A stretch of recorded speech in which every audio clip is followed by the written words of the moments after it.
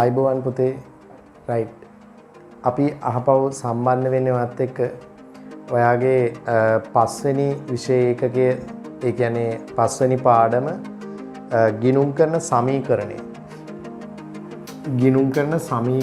කියන කොටස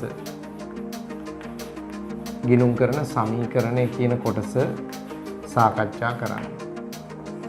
දවා මේ දක්වා ඉගෙන ගත්තේ හතරවෙනි කොටසේදී ගිණුම්කරණය කියන එක හඳුනා ගැනීම සහ ඒහි සංකල්ප කීපයක් වත්කම් වගකීම් ආදායම් වියදම් හිමිකම් කියන අයිතමයන් පිළිබඳව අපි පුළුල් අධ්‍යයනයක් කළා පහුගිය සාකච්ඡාවලදී. පුතේ අද දවසේ මම යනවා මේ ගිණුම් කරන සමීකරණය කියන කොටස සාකච්ඡා කරන්නවත් එක්ක. මේක දාන දරුවෝ ඉන්න පුළුවන් පන්තිය තුල මේක තමයි ඔයාලට ගොඩක්ම වටින්නේ. මේ ගිණුම් කරන ක්‍රියාවලිය ඉස්සරහට ඉගෙන ගන්න යනකොට මේ ගිණුම් කරන සමීකරණයට විවිධ ගනුදෙනු වල බලපෑම ගැළපීම කොහොමද කරන්න කියන එක තමයි ඔයාගේ විභාගයට අහන එක ප්‍රශ්නයක්. ඔයාගේ උසස් පෙළ මට්ටමේදී මේ ගිණුම් කරන සමීකරණයට ගනුදෙනු ගැළපීම අහනවා ඔයාගේ. ඒ තරම් පුළුල්ව මේක විකාශනය වෙනවා. පුතේ මොකද්ද මේ ගිණුම් කරන සමීකරණය කියලා අපි ඉගෙන ගන්න. හරි ඒක සමීකරණය කියන එක කතා කරන්න කලින් මම ඔයාලට පොඩි චිත්‍රයක් ඇඳලා යම් කාරණයක් සංකල්පයක් ඉස්සෙල්ලා ඔලුවට දාලා ඉන්නවා. හරි. ඔයා මෙන්න මෙහෙම දෙයක් අහගන්නකො. දැන් අපි හිතමු මේ යම් ව්‍යාපාරයක් මේ පටන් ගන්නම මොහොත ගැන මම මේ කතා කරන්නේ. මේ ව්‍යාපාරය ආරම්භ කරන අවස්ථාව. දැන් ඔයා හිතන්න පුතේ ව්‍යාපාරයක් පටන් ගන්න හදනවා. ඒ ව්‍යාපාරයේ අයිතිකරු අපි හිතමු සිරිපාල. මේ සිරිපාල ව්‍යාපාරයට යොදවනවා මෙන්න මේ කියන වත්කම් ටික. එයා සතුව තියෙනවා රුපියල් ලක්ෂ 2ක් වටින ඉඩම ව්‍යාපාරයට එයා යොදවනවා. ඒ වගේම එයා ගාව තියෙනවා රුපියල් ලක්ෂ 3ක් වටින අපි හිතමු ඩී මොබට් එකක් නැත්නම් මෝටර රථයක් තියෙනවා මොකක් හරි. මෝටර රථය යොදවනවා. ඊළඟට මෙයා රුපියල් ලක්ෂ 2ක මුදල් යොදවනවා ව්‍යාපාරයට. දැන් මෙතන ඔක්කොම දාලා තිනවා පුතේ 2යි 5යි 7යි. රුපියල් ලක්ෂ 7ක් මොනවද මේ රුපියල් ලක්ෂ 7 අපි අඳුනගන්නේ? දැන් කලින් ඔයාට සාකච්ඡාවේදී තේරෙන්නේ නැති මේ අයිතිකරු ව්‍යාපාරයට යොදවපු සම්පත්. එහෙනම් මේකට අපි කියන්නේ මොනවද පුතේ? මේ තමයි හිමිකම. අයිතිකරු ව්‍යාපාරයට යොදපු සම්පත් අපි කියනවා මොනවද? හිමිකම් කියලා. ලක්ෂ 7ක් අයිතිකරු සතු සම්පත්. එතකොට මේ සම්පත් තුලින් ව්‍යාපාරයට එකතු වෙලා තියෙන්නේ මොනවද පුතේ මේ? මේ ඉඩම් මෝටර රථ මුදල් කියන්නේ මොනවද කියන්න බලන්න කවුරු හරි. පුතේ මේ ඉඩම් කියන්නේ ජංගම නොවන වත්කම. මෝටර රථ කියන්නේ ජංගම නොවන වත්කම. මුදල් කියන්නේ ජංගම වත්කම. එහෙනම් මේ තියෙන්නේ වත්කම් නේද තියෙන්නේ? ව්‍යාපාරයේ සතු වත්කම්. එතකොට ඔයාලට යම් දෙයක් මෙතන පැහැදිලි. දැන් වෙන මොනවත් ගනුදෙනු සිද්ධ වුන්නේ නැහැ කියලා හිතන්න පුතේ. කිසිදු ගනුදෙනුවක් සිද්ධ වුණේ නැහැ කියලා හිතන්න. එහෙනම් ව්‍යාපාරයේ ආරම්භක අවස්ථාවේදී මේ ව්‍යාපාර ආයතනයේට සම්පත් යොදවලා තියෙන අයිතිකරු විතරම නම් ව්‍යාපාරයේ සතු සමස්ත වත්කම් වල වටිනාකම ලක්ෂ 7 සමස්ත හිමිකමේ වටිනාකමට සමාන වෙලා නේද තියෙන්නේ පුතේ? ඔව්. එහෙනම් මේ වෙලාවේ වෙනත් කිසිම ගනුදෙනුවක් සිද්ධ වෙන්නේ නැත්නම් හිමිකම සමාන වෙලා තියෙනවා නේද? වත්කමට සමාන වෙලා තියෙනවා. මෙතනින් තමයි ගිණුම් කරන සමීකරණය ආරම්භ වෙන්නේ. ඒ කියන්නේ වෙනත් බාහිර ගනුදෙනුවක් සිදු නොවි මේ අවස්ථාවේ නම් අපි ඉන්නේ මේ වෙලාවේ හිමිකම් වල එකතුව වත්කම් වල එකතුවට සමානයි. මේක තමයි ගිණුම් කරන සමීකරණයේ ආරම්භකම අවධිය මූලිකම අවස්ථාව මේක. හිමිකම් සමානයි වත්කම් වලට. ඇයි පුතේ? අයිතිකරු තමයි ව්‍යාපාරයේ තියෙන සියලු සම්පත් යොදවලා තියෙන්නේ. එහෙනම් අයිතිකරු යොදෙව්වා නම් අපි ඒවට කියනවා හිමිකම් කියලා. එතකොට මේ හිමිකම තුලින් නැත්තම් අයිතිකරු යොදවපු සම්පත් තුලින් ව්‍යාපාරයේ තුල බිහි වෙච්ච වත්කම් වල සමස්ත වටිනාකම අනිවාර්යයෙන්ම අයිතිකරුගේ හිමිකමට සමානයි. මොකද මේ සියලු සම්පත් මේ විලාවේ යොදවලා තියෙන්නේ කවුද? අයිතිකරු. ඒ නිසා හිමිකම වත්කම් වලට සමානයි. ඒ කියන්නේ වත්කම් වල සමස්ත අයිතිය තියෙන කාටද? හිමිකරු නැත්නම් අයිතිකරුට විතරයි. ඔන්න මේ කතාවට තව එක්කෙනෙක් මම සම්බන්ධ කරනවා. අපි හිතමු මෙහෙම යන ව්‍යාපාරයට අලුතින් රුපියල් ලක්ෂයක බැංකු ණයක් ගන්නවා. දැන් මොකද වෙන්නේ පුතේ? බැංකු ණය කියන්නේ මුදල් ලක්ෂයක් එකතු වෙනවා. අන්න මුදල් කියන වත්කමට රුපියල් ලක්ෂයක් එකතු වෙනවා. දැන් ව්‍යාපාරයේ සතු වත්කම් කීයක් වෙනවද? මෙතෙන්ට අලුතෙන් ලක්ෂයක් එකතු වෙනවනේ. ඇයි අලුතෙන් මුදලක් ආපු නිසා මුදල් කියන වත්කමට ලක්ෂයක් ආවනේ. එතකොට වත්කම් වල සමස්ත එකතුව කීයක් වෙනවද පුතේ? ලක්ෂ 8ක් වෙලා දැන්. ලක්ෂ 8යි. හැබැයි මේ ලක්ෂ 8න් හිමිකරු සතු නැත්තම් අයිතිකරු සතුව තියෙන්නේ ලක්ෂ කීයද දැනට? ලක්ෂ 7යි. එතකොට දැන් එහෙනම් තව ලක්ෂයක් වෙන කෙනෙකුට අයිති වෙනවා. අන්න වෙන කෙනෙකුට අයිති වෙන්නේ මොකද්ද මේ? අපි ගත්තේ මොකද්ද? බැංකු ණයක් ගත්තේ. එහෙනම් බැංකු ණය කියන්නේ මොකක් කියලාද අපි ඉගෙන ගත්තේ? දැන් මීට දැන් අපි කලින් සාකච්ඡාවේදී ඉගෙන ගත්තා මේක. බැංකු ණය කියන්නේ වගකීමක්. ජංගම නොවන වගකීමක්. එහෙනම් දැන් මේ මුළු වත්කම් වලින් ලක්ෂ 7ක් අයිතිකරුට අයිති වෙනවා වගේම ඉතිරි ලක්ෂය බාහිර පාර්ශවයකට අයිති වෙන්නේ බැංකු ණය. එහෙනම් ඒ බාහිර පාර්ශවයට අයිති දේවල් වලට අපි කියනවා මොනවද පුතේ? වගකීම් කියලා. එහෙනම් වත්කම් බිහි වෙන ක්‍රම දෙකක් තියෙනවා. එකක් අයිතිකරු යොදවන වත්කම් නැත්තම් සම්පත්. ඒවට අපි කියනවා හිමිකම් කියලා. අනිත් එක තමයි බාහිර පාර්ශවයන්ගෙන් ගත්ත සම්පත්. ඒවට අපි කියනවා වගකීම් කියලා. එහෙනම් ආයතනයේ සතු සමස්ත වත්කම් බිහිවන ක්‍රම දෙකයි. මොනවද පුතේ? එකක් හිමිකම අයිතිකරු යොදවපු වත්කම්, අනිත් එක වගකීම් බාහිර පාර්ශවයන් වෙතින් ලබා ගන්නා සම්පත්. ඒවට අපි කියනවා වගකීම්. එහෙනම් දැන් ඔයාට තේරෙන්න ඕන මෙන්න මේ වගේ සම්බන්ධතාවයක් මේ පද තුන අතර ගොඩ නැගෙනවා. මෙන්න මේකට තමයි අපි කියන්නේ පුතේ මූලික ගිණුම් කරන සමීකරණය කියලා.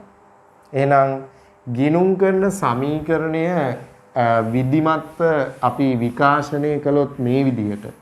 දැන් මූලිකම අවධිය තමයි වත්කම් සමානයි හිමිකම් කියන කතාව. ඒ කොහොමද? වත්කම් හිමිකම් වලට සමාන උනේ කොහොමද පුතේ?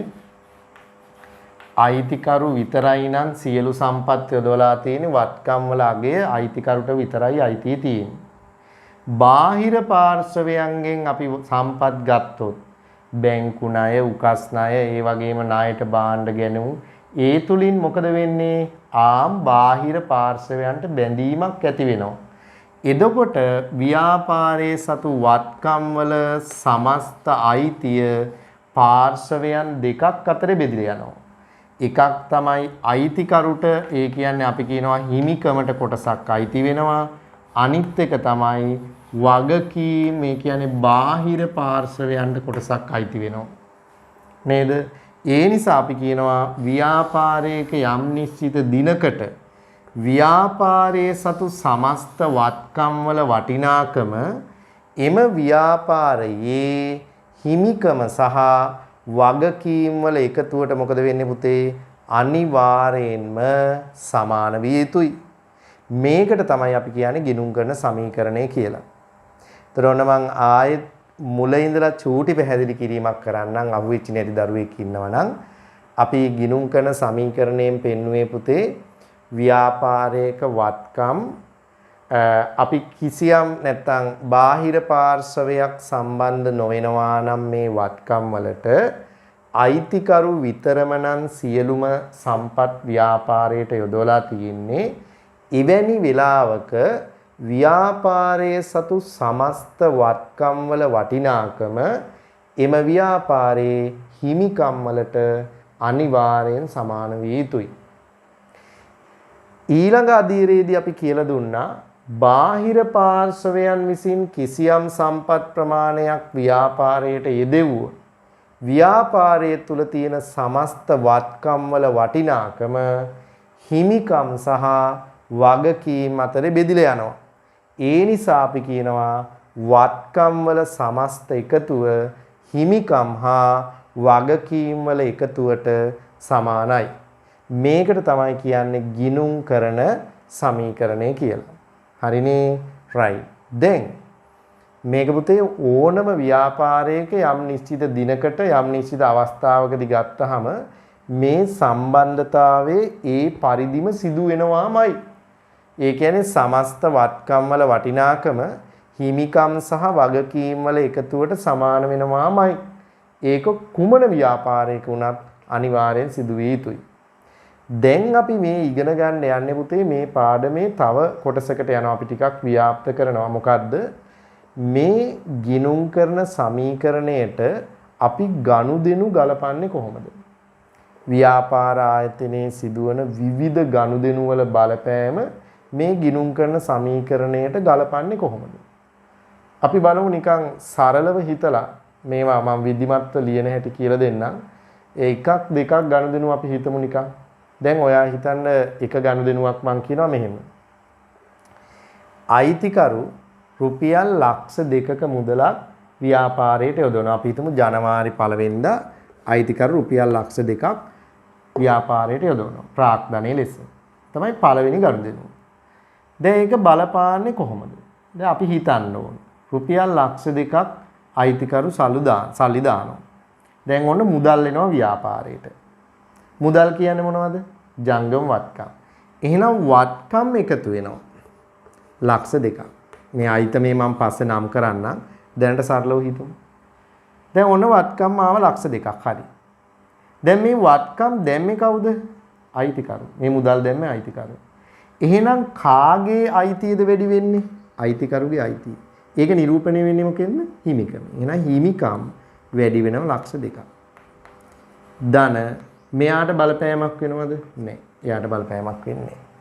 දැන් බලන්න මේ ගනුදෙනුව සටහන් කරලා අවසානයේදී ගිණුම් කරන සමීකරණේ වෙනසක් වෙනවා. නේ? ඇයි මේ වත්කම් පැත්ත ලක්ෂ 2කින් වැඩි වෙනකොට මේ හිමිකම් දන වගකීමුත් ලක්ෂ 2කින් වැඩි වෙනවා. රහපව් මේ සම්බන්ධතාවය හැමම තියෙනවා. දැන් ඒක හොඳටම තේරුම් ගන්න පුළුවන් අපි හිතමු මේවට ආරම්භක වටිනාකමක් දාගෙන. එතකොට පුතේ ඔයාට හොඳට මේක තේරෙනවා. දැන් බලන්න මෙහෙමනම් තිබුණේ. මේ බලන්න. දැන් මේ ගනුදෙනුවේ ප්‍රතිඵලයක් විදිහට අහපව් අපි සමීකරණයේ පද අතර සම්බන්ධය බැලුවොත් දැන් වත්කම් වල එකතු ලක්ෂ 10යි. දැන් මෙතන හිමිකම ලක්ෂ 8ක් වෙලා වගකීම් ලක්ෂ 2ක් වෙලා. එතකොට ලක්ෂ 2යි ලක්ෂ 8යි ලක්ෂ 10යි. මේ පැත්තට ලක්ෂ 10යි. දැන් මේ ගනුදෙනුවේ බලපෑම නිසා මේ පද අතර තියෙන සම්බන්ධතාවයේ වෙනසක් වෙලා නැහැ. ඒක තමයි නිවැරදිව ගිණුම් නැත්තම් නිවැරදිව අපි ගනුදෙනු ගිණුම් කරන සමීකරණයට ගැලපීමෙන් පස්සේ මේ සිද්ධිය වෙන්න ඕන. මොකද්ද? මේ පද අතර සම්බන්ධතාවයට බලපෑමක් සිදු නොවී තියෙනවා. අපි තව ගනුදෙනුවක් ගමු. හරි. 1.3 රුපියල් 50000ක් නැත්නම් රුපියල් 20000ක බැංකු ණය ආපහු ගෙවනවා. කියන්නේ බැංකුවට ණය ආපහු ගෙවනවා. දැන් හිතන්නකො මොකද වෙන්නේ? රුපියල් 20000ක් මුදල් එළියට යනවා. මුදල් කියන්නේ වත්කම්. එහෙනම් වත්කම් 20000ක් අඩු වෙනවා. එහෙනම් අපි මෙතනින් 20000ක් අඩු කරනවා අපි. හරිනේ. දැන් සමානයි හිමිකමට බලපෑමක් තියෙනවද? නෑ. අයිතිකරුගේ සතු සම්පත් වලට බලපෑමක් නෑ. වගකීම් මොකද වෙන්නේ? බැංකු ණය ලක්ෂ 2ක් තිබ්බා ඒකෙන් 20000ක් ආපහු ගෙවුවා. ඒ කියන්නේ පුතේ බැංකු ණය 20000ක් අඩු වෙනවා. එහෙනම් 1,80,000ක් වෙනවා. මේ නැත්තම් මේක අඩු කිරීමක් විදිහට පෙන්නවුවොත් ඉස්සරලා ඔන්න මෙයා 20000ක් අඩු කරනවා. දැන් බලන්න මේ සුද්ධ බලපෑම නැත්තම් මේ ගනුදෙනුවේ බලපෑම නිසා ශේෂයන්ට මොකද්ද සුද්ධ වශයෙන් වෙලා තියෙන්නේ? දැන් මෙයා 20000කින් අඩු වෙන හින්දා මෙතන ළම ලක්ෂ 80000ක් වෙලා. මෙතන තියෙන 8 ලක්ෂයයි. නේ? මෙතන ධන 2 ලක්ෂයෙන් 20000ක් ගිහපම මෙතනත් 1 ලක්ෂ 80000ක් වෙලා. දැන් බලන්න ආයෙත් මේ දෙකේ එකතුව 9 ලක්ෂ 80000ක් වෙලා. දැන් ඔයාලට තේරෙන්න ඕන මොකද්ද මම මේ කියන්න හදන්නේ? මේ ගිණුම් කරන සමීකරණයට කිසියම් ගනුදෙනුවක් ගැලපුවාට පස්සේ ගිණුම් කරන සමීකරණයේ පද අතර සම්බන්ධතාවයට බලපෑමක් වෙන්නේ නැහැ. බලපෑමක් සිදු නොවී තිබිය යුතුයි. හරිද? right. දැන් අපි විවිධ ස්වභාවයේ ගනුදෙනු නිවරදිව මේ ගිණුම් කරන සමීකරණයට ගැලපීම කොහොමද කරන්න කියන එකට අපි එක අභ්‍යාසයක් කරගෙන යමු. දැන් මම ඉස්සරලාම කරනවා ඊට පස්සේ ඔයාලට මම අභ්‍යාසයක් කරන්න දෙන්නම්. ඉස්සරලාම බලා ගන්න මම මේ කියන ගාන අපි හදන්න ඕනේ. ඔයාලට මේ වීඩියෝ එක වාර ගණනාවක් බලන්න පුළුවන් හින්දා හිමීට නිවියන හිල්ලේ ලියා ගන්න පුළුවන් පුතේ. ඒ නිසා ඔයා ඉස්සරලාම මම මේ කියන දේ අහගෙන ඉන්න. ඒකට බාධා වන විදිහට ඔයා ලිවීම කරන්න යන්න එපා. ඉස්සරලාම අහගෙන ඉන්න. ලියන්න ඔයාට ඕන තරම් වෙලාව තියෙනවා. හරි? right. අපි බලමු මේ ගනුදෙනු කොහොමද නිවැරදිවම ගලපන්නේ. හිතන්න මේ තියෙන වත්කම් මේ පැත්තේ තියෙනවා හිමිකම ධන මේ වගකීම් තියෙනවා. හරිනේ? right. අපි හිතමු මෙතන ශේෂය කියලා තියෙනවා ජනවාරි 1 වෙනිදා 1 ශේෂය කියලා දීලා තියෙනවා. වත්කම් යටතේ තියෙනවා පුතේ අපි හිතමු මුදල් කියලා වත්කමක් තියෙනවා. ධන ලී බඩු කියලා වත්කමක් තියෙනවා. ධන ණය ගැති කියලා වත්කමක් තියෙනවා. වත්කම් වර්ග 3ක් තියෙනවා. හිමිකම් ඉතින් එකයි තියෙන්නේ. හරි? ඒකට මම ඕනනම් හිමිකම කියලාම දාන්නම්. හැබැයි ධන වගකීම් අපි වර්ග දෙකක් තියෙනවා. බැංකු ණය තියෙනවා. ණය හිමියෝ තියෙනවා. ණය හිමියෝ. ඔය තමයි වගකීම් පැත්ත. මම මේ දෙක මෙහෙම ඉරකින් වෙන් කරන්නම්. එතකොට ඔයාලට ලේසි. ඕනනම් මේවට ඉරි ගහ ගන්න පුළුවන් ඔයාලට. හරි? විභාගෙටත් එහෙම ඉරි ගහගෙන හදන්න පුළුවන්. හරිද? right. දැන් මම මේ වගේ ආරම්භක ශේෂයන් ටික දා ගන්නවා. හිතන්න මුදල් තිබ්බ ලක්ෂයක්. මුදල් ලක්ෂයක් තිබුණා. ලී බඩු තිබ්බ ලක්ෂ 2ක්. ලී බඩු ලක්ෂ 2යි. ණය ගැති තිබ්බා අපි හිතමු ලක්ෂ 3ක්. හරි? එතකොට වත්කම් පැත්ත එකතු ලක්ෂ 6ක් තියෙනවා. අපි හිතමු හිමිකම ලක්ෂ 4ක් තියෙනවා. හිමිකම ලක්ෂ 4යි. ධන බැංකු ණය ලක්ෂයයි. ණය හිමි කියන වගකීමත් ලක්ෂයක් තිබුණා. ඔහොම තමයි ශේෂයන් ටික තිබුණේ. දැන් අපි එකිනෙක ගනුදෙනුවා ලියා ගන්න ඕනේ. මම ගානක් පස්සේ දෙන්නම්. 1 2 අපිට කියනවා මෙහෙම. ඉස්සලා අහගෙන ඉන්න. රුපියල් ලක්ෂ 2ක ප්‍රාග්ධනයක් යෙදවීම. රුපියල් ලක්ෂ 2ක මුදලක් ප්‍රාග්ධනයේ ලෙස යෙදවීම. අපි හිතමු රුපියල් ලක්ෂ 2ක මුදලක් ප්‍රාග්ධනයේ විදිහට යොදවපුවාම කොහොමද බලපෑම් වෙන්නේ කියලා බලන්න. දැන් ලක්ෂ 2ක මුදලක් එනවනේ ව්‍යාපාරයට. මුදල් කියන වත්කම වැඩි වෙනවා. ඒක අයිතිකර යොදවපු හින්දා හිමිකමේ ලක්ෂ 2ක් වැඩි වෙනවා. එහෙනම් අපි හිමිකම් වලට ලක්ෂ 2ක් එකතු කරන්න ඕන. හිමිකමට ලක්ෂ 2ක් එකතු වෙනවා. ඒ වගේම මුදල් කියන වත්කමට ලක්ෂ 2ක් අපි එකතු කරන්න ඕන. හරිද? ඔන්න ඔච්චරයි බලපෑම. වෙන මොනවත් අයිතම වලට බලපෑමක් වෙනවද පුතේ? නෑ. වෙනත් කිසිදු අයිතමයකට බලපෑමක් වෙන්නේ නෑ. එහෙනම් ඔයා මේක ගනුදෙනුවෙන් ගනුදෙනුව මම ශේෂ කරන්නේ. ශේෂ කරොත් ඉතින් මේ පැත්ත ලක්ෂ 3යි මේ පැත්ත ලක්ෂ 6ක් වෙලා. එතකොට ආයෙත් එකතුව ගත්තාම වත්කම් වල එකතුව මේ දෙක එකතුවට සමාන වෙනවා. අපි ගනුදෙනු කීපයක් ගලපලා බලමු ඒක එහෙම වෙනවද කියලා. දෙවෙනි ගනුදෙනුව මම 1.4 දානවා. පොඩ්ඩක් බලන්න අපි මොකද කරන්න කියලා. අපි හිතමු රුපියල් 20000ක මුදලක් බැංකු ණය ආපහු ගෙවනවා. එතකොට මුදල් අඩු වෙනවා 20000ක් නේ. මුදල් 20000ක් අඩු වෙනවා. බැංකු ණය කියන වගකීම අඩු වෙන්න ඕන 20000. මොන බැංකු ණය කියන වගකීම 20000ක් අපි අඩු කරා. බැංකු නායකයින වගකීම 20000ක් අඩු කරා. ඔන්න දෙවෙනි ගනුදෙනුවත් අවසానයි. අපි ගනුදෙනු පස්සේ තුලනය කිරීම කරමු. තව එක ගනුදෙනුවක් ගලපමු බලන්න. අපි හිතමු 1.5 මේ සරල අවධිය දෙන්නේ. ඊට පස්සේ අපි බලමු එකින් එක ටිකක් සංකීර්ණ සිද්ධි බලමු. 1.5 ණය ගැතියෙක් රුපියල් 50000ක මුදලක් ආපහු ගෙවනවා. එහෙම නැත්නම් ව්‍යාපාරයේ ණය ගැතියෙක් රුපියල් 50000ක මුදලක් ව්‍යාපාරයට ලබා දෙනවා. ඒතර ව්‍යාපාරයට සල්ලි එනවා 50000ක්. මුදල් කියන වත්කම එකතු නැත්නම් වැඩි වෙනවා 50000ක් මුදල් වලට එකතු වෙනවා නේ. දැන් ඊළඟට බලපෑම් වෙන්නේ කාටද? පුතේ දැන් ණය ගැතියෙක්නේ රුපියල් 50000ක් දුන්නේ අපිට. ණය ගැතියෙ හිටිය ලක්ෂ 3ක්. එයා 50000ක් ආපහු ගෙවුවාම එයාගේ ණය ගැතිභාවය කියන එක අඩු වෙනවා 50000කින්.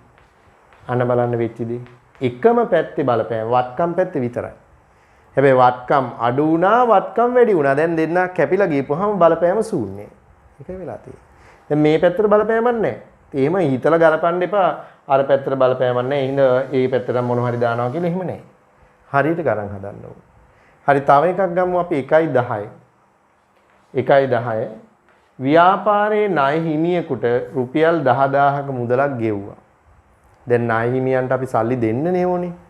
ඒතර මුදල් ගෙව්වා කියන්නේ මුදල් එළියට යනවා. එහෙනම් මුදල් කියන වත්කම අඩු වෙනවා පුතා 10000ක් අඩු වෙනවා. මුදල් කියන වත්කම 10000ක් අඩු වෙනවා. ව්‍යාපාරයේ ණය හිමියෝට ආපහු ගෙව්වහම එයාගේ ණය හිමිභාවය 10000කින් පහළ යනවා. ඔන්න එතකොට ණය හිමි කියන වගකීම අඩු වෙනවා 10000. පැහැදිලිද? ඔන්න ওই විදිහටයි ඒ ගනුදෙනුව සිද්ධ වෙන්නේ. තව එක ගනුදෙනුවක් අපි කතා කරලා අපි ශේෂ කරලා බලමු. ඔයාලට ඒක පෙන්වන්න ඕනේ ඉන්න. අපි හිතමු මෙහෙම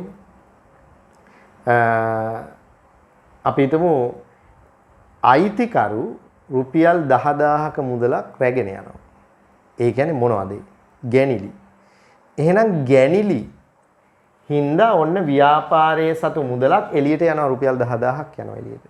ඒතර මුදල් කියන වත්කම අඩු වෙනවා රුපියල් 10000කින්. මේක ගැනිලි. ගැනිලි කියන්නේ මොකෙන්ද අඩු වෙන්න ඕනේ? හිමිකමෙන් අඩු වෙන්න ඕනේ. එහෙනම් අයිතිකරු සතු හිමිකම 10000කින් අඩු වෙනවා. අන්න හිමිකම් 10000කින් පහළ යනවා. දැන් ඔන්න ගනුදෙනු ටික අවසానයි. දැන් අපි බලමු මේ ගනුදෙනු ටික විතරයි නම් උනේ. දැන් ශේෂ කරලා බලමු මොකද වෙලා තියෙන්නේ කියලා බලන්න. හරි බලන්න. දැන් වත්කම් පැත්තේ මුදල් වල ශේෂය වෙනම ගමු අපි. මෙතන ලක්ෂ 2ක් හේතුණා ලක්ෂ 3යි. 20000ක් අඩු වුණා 280000යි. ඊළඟට 280000ට 50000ක් වෙනවා 330000යි. 330000න් 10000ක් ගිහපුවාම 320000යි 310000යි. 310000ක් වෙනවා. හරිනේ? 20000යි 40000යි 10000යි ඔව් 310000ක් වෙනවා. මෙතන ලී බඩු වලට කිසිම බලපෑමක් නැහැ. ලක්ෂ 2මයි තියෙන්නේ. එයා එහෙමම ලියන්න. එයාට ගනුදෙනුවේ බලපෑමක් නැහැ. ණය ගැතියන්ගෙන් 50000ක් අඩු වෙනවා 250000ක් වෙලා. හරිද? දැන් වත්කම් පැත්තේ සමස්ත එකතු අපි ගමු. කීයද එන්නේ? දැන් ලක්ෂ 2යි 3යි 4යි 450000යි 750000යි 760000යි 760000යි. හරි වත්කම් පැත්ත එකතුව 760000ක් වෙනවා. දැන් අපි බලමු හිමිකම් සහ වගකීම්. හිමිකමට මොකද වෙලා තියෙන්නේ? මෙතන ලක්ෂ 4ට ලක්ෂ 2යි ලක්ෂ 6යි. ඒකෙන් 10000ක් ගිහපුවාම 590000ක් වෙනවා. 590000. ධන මෙතන බැංකු ණයෙන් 20000ක් ගිහපුවාම 80000යි බැංකු ණය. මෙතන ලක්ෂයක් ණය හිමිය තිබ්බ 10000ක් ගිහපුවාම 90000ක් වෙනවා. ඊට මෙතන කීයද? 70000යි 1,70,000යි 5,90,000යි කියන්නේ හරි 7,60,000ක් වෙනවා. එතකොට මේ බලන්නකෝ. මේ සම්බන්ධතාවයේ ඒ විදිහටම තියෙනවා. මොකද සම්බන්ධතාවය? වත්කම් පැත්තේ එකතුව හිමිකම් සහ වගකීම් වල එකතුවට පුතේ අනිවාර්යයෙන්ම සමාන වෙලයි තියෙන්නේ. එතකොට ගිණුම් කරන සමීකරණයට ගනුදෙනු ගලපුවා නැත්තම් ගැලපීමක් කළාට පස්සේ අවසාන ප්‍රතිඵලය ඒ ගිණුම් කරන සමීකරණයේ පද අතර තියෙන සම්බන්ධතාවයට කිසිම බලපෑමක් වෙන්න විදිහක් නැහැ. නිවරදිව ඔයා මේ ගිණුම් කරන සමීකරණයට ගනුදෙනු ගලපලා තියෙනවා නම් මේ ගනුදෙනු වල නැත්තම් පද අතර තියෙන සම්බන්ධතාවයට කිසිම බලපෑමක් වෙලා තියෙන විදිහක් නැහැ. ඒ කියන්නේ වත්කම් වල සමස්ත එකතුව හිමිකම් සහ වගකීම් වල සමස්ත එකතුවට අනිවාර්යෙන්ම සමාන වෙලා තිබිය යුතුමයි. පැහැදිලිද පුතේ? ඕක තමයි ගිණුම් කරන සමීකරණයට ගනුදෙනු ගැලපීම කියලා අපි ඉගෙන ගන්න. හරි, මම මේ දක්වා ටික අහපව පොඩ්ඩක් සාරාංශ කරලා අපි මම අභ්‍යාසයක් ඔයාලට දෙන්නම්. ඊළඟ දවසේ අපි ඒක සාකච්ඡා කරන්න අපිට පුළුවන්. හරි, අපි බලමු මම මේ දක්වා ටික චුට්ටක් කියලා දෙන්නම් අහපව. පුතේ මම කතා කරගෙන ආවේ ගිණුම් කරන සමීකරණය ගැන. එතෙන්දි මම මූලික වශයෙන් ඔයාලට කියලා දුන්නා ගිණුම් කරන සමීකරණයේ ආරම්භක අවධිය වෙන්නේ මොකද්ද? ව්‍යාපාරයක් සතු වත්කම් වල වටිනාකම ඒ ව්‍යාපාරයේ හිමිකමට සමාන වෙනවා. බාහිර පාර්ශවයන් සම්පත් යොදවලා නැත්නම් සම්පූර්ණ වත්කම් වල අයිතිය කවුද සතු වෙන්නේ? අයිතිකරුට හිමි වෙනවා. මොකද අයිතිකරු විතර නම් සියලු සම්පත් යොදවලා තියෙන්නේ. හිමිකම් සහ වත්කම් වල වටිනාකම් එකිනෙකට සමාන විය යුතුයි. ඊළඟට බාහිර පාර්ශවයන්ගෙන් සම්පත් ලබා ගත්තාම ඒක ව්‍යාපාරයේ වගකීම් ගණයටපත් වෙනවා. ඒ හින්දා අලුතෙන් සම්පත් ව්‍යාපාරයට එනවා. ඒ වගේ අයිතිය බාහිර පාර්ශවයකට යනවා. ඒක අපි වගකීම් කියනවා. ඒ නිසා නිශ්චිත දිනකට ව්‍යාපාරයේ සතු වත්කම් වල වටිනාකම හිමිකම් සහ වගකීම් වල වටිනාකමට නැත්නම් එකතුවට සමාන විය යුතුයි. ඕක තමයි ගිණුම් කරන සමීකරණය මූලික ආරම්භයේ නැත්නම් ගිණුම් කරන සමීකරණේ ගොඩනැගෙන ආකාරය. ඊළඟට මම කිව්වා මේ ව්‍යාපාර ආයතනයක් තුල සිදුවන ගනුදෙනු මේ ගිණුම් කරන සමීකරණයට ගලපන්නේ කොහොමද? ඒ ගැලපීමේ අවසාන ප්‍රතිඵලයක් විදිහට මේ ගිණුම් කරන සමීකරණයේ පද අතර තියෙන සම්බන්ධතාවයට කිසිම බලපෑමක් ඇති වෙන්නේ නැහැ කියන එක අපි තහවුරු කරලා පෙන්නනවා. හරි, ඔයාට මේ ගාන හදපු විදිහට බලා ගන්න පුළුවන් ආපහු සැරයක්. මම දැන් ඔයාට අභ්‍යාසයක් දෙනවා. ඊළඟ ලෙසන් එකේදී මම ඔයාට ඒ අභ්‍යාසයේ පිළිතුරු සාකච්ඡා කරනවා. හරි, එහෙනම් හැමෝම මේ අභ්‍යාසය ලියා ගන්න බලන්න පුතේ. රයිට්, ලියා ගමු අපි. කමල්ගේ ව්‍යාපාරයේ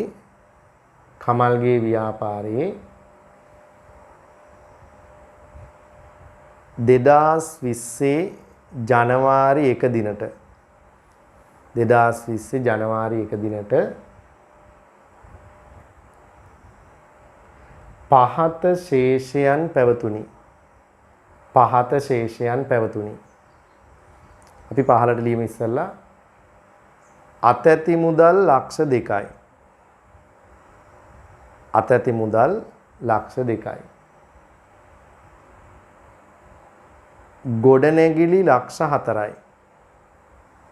ගොඩනැගිලි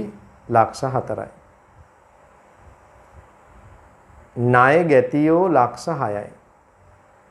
ණය ගැතියෝ ලක්ෂ 6යි.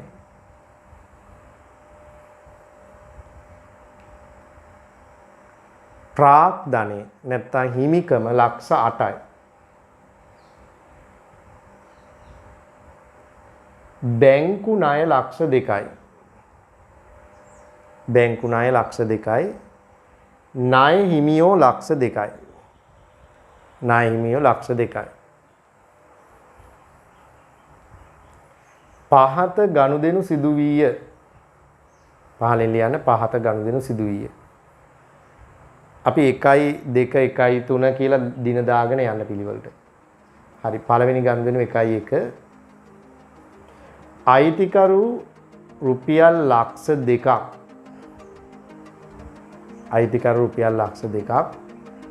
අමතර ප්‍රාග්ධනයේ ලෙස යෙදවීම. ඊළඟ එක දිනේ දාලා ලියන්න. ඊළඟ එක රුපියල් ලක්ෂ 3ක බැංකු ණයක් ලබා ගැනීම. රුපියල් ලක්ෂ 3ක බැංකු ණයක් ලබා ගැනීම. ඊළඟ එක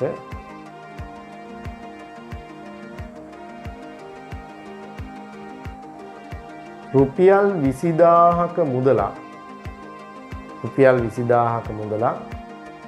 ණය හිමියන්ට ගෙවීම. රුපියල් 20000ක මුදලක් ණය හිමියන්ට ගෙවීම. ඊළඟ එක රුපියල් 30000ක මුදලක් ණයගැතියන්ගෙන් ලැබීම. රුපියල් 30000ක මුදලක් ණයගැතියන්ගෙන් ලැබීම.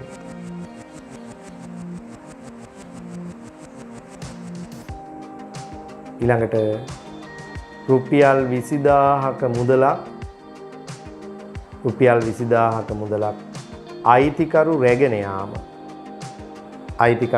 යාම. තව එකක් ලියමු අපි. රුපියල් 10000ක විදුලි ගාස්තු ගෙවීම. සරල ගාණක් මම දුන්නේ ඔයාට තාම චූටි දේවල් ඉගෙන ගත්ත නිසා අපි ඊළඟ දවසේ ලොකු ගණන් ටිකක් හදමු. හරි පහලින් ලියන්න. ඉහත ගනුදෙනු මූලික ගිණුම් කරන සමීකරණයට නැත්නම් ගිණුම් කරන සමීකරණයට ගලපා